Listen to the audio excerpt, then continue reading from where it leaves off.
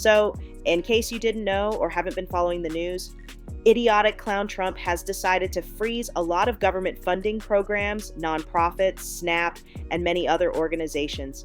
And a lot of these organizations were affected by these freezes, especially the nonprofits that do an amazing job giving resources back to the community, like free mental health services, food services, school lunches for children in poverty, and more.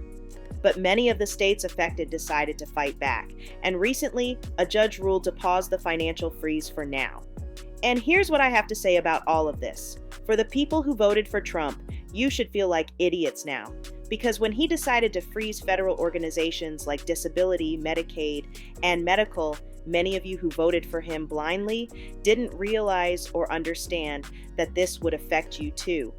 A lot of people voted for him only to hurt certain groups they didn't like, not realizing that Trump's decisions would come back to hurt them as well.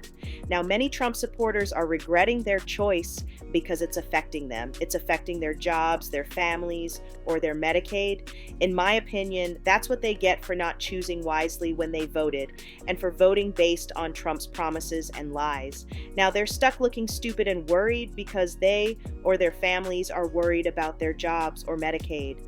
But on the other hand, what about the people who didn't even want this idiot in office?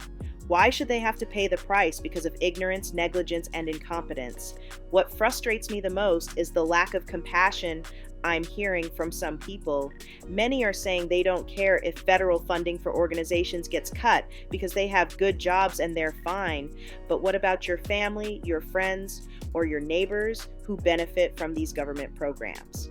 A lot of people fail to have empathy and compassion when it's not them being affected, but I know a lot of people are worried, and honestly, I don't blame them. At the same time, remember, Trump has no real power on his own. He's just a convict with a pen and no real authority.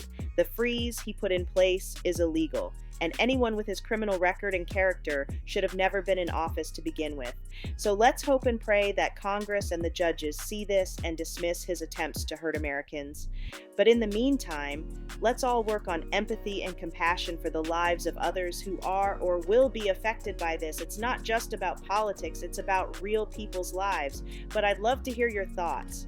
But don't forget to like and subscribe, and I'll talk to you later, babes.